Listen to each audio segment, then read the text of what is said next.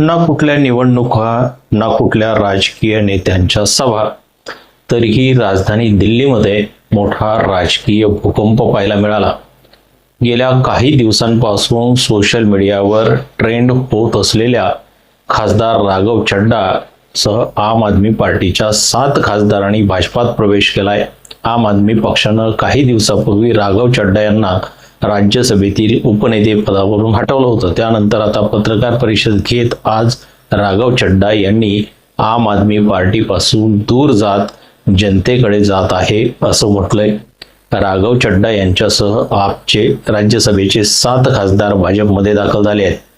आपचे राज्यसभेतील एकूण 10 खासदार होते.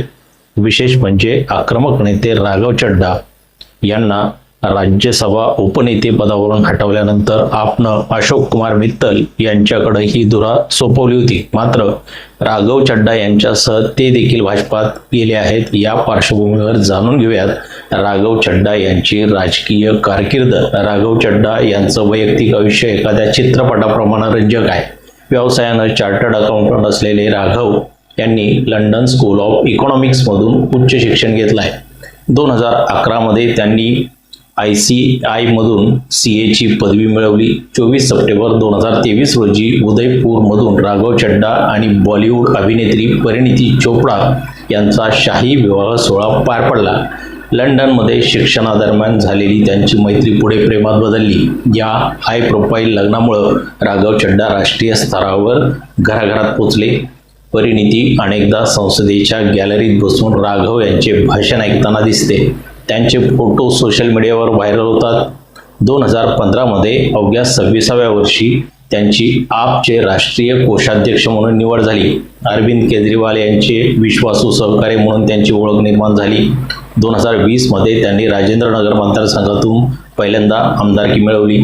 पंजाब विधानसभा निवडणुकीत आपला मिळालेल्या ऐतिहासिक विजयात प्रभारी म्हणून राघव चड्डा यांचा सिंहाचा वाटा होता. त्यांच्या या कार्याची पावती म्हणून एप्रिल 2022 मध्ये त्यांची पंजाबमधून राज्यसभेवर बिनविरोध निवड झाली. दरम्यान आम आदमी पार्टीने गुरुवारी खासदार राघव चड्डा यांना राज्यसभेच्या उपनेते पदावरून हटवले. त्यांच्या जागी राज्यसभा खासदार अशोक मित्तल यांची नियुक्ती करण्यात आली आहे. या निर्णयाची माहिती पक्षानं राज्यसभा सचिवालयाला दिली. पत्रात राघव चड्डा यांना सभागृहात पक्षाच्या वतीनं बोलण्यासाठी वेळ देऊ नये असं नमूद करण्यात आलं आहे. राघव चड्डा हे 2022 पासून पंजाबमधून राज्यसभेचे खासदार आहेत आणि त्यांचा कार्यकाळ 2028 मध्ये संपणार आहे. या निर्णयामागील कारण पक्षानं स्पष्ट केलेलं नाहीये. मात्र चड्डा काही काळापासून पक्षापासून दूर असल्याची चर्चा होती आणि त्यांनी आपबाबत सार्वजनिक भूमिका मांडलेली नव्हती. पक्षानं उपनेते पदावरून हटवल्यानंतर राघव चड्डा यांनी X या सोशल मीडियावरती 2 मिनिटं 45 सेकंदाचा एक व्हिडिओ शेअर केलाय. या व्हिडिओमध्ये त्यांनी अलीकडच्या काळात संसदेत सर्वसामान्यांच्या हितासाठी उठवलेल्या आवाजाची झलक दाखवली आहे.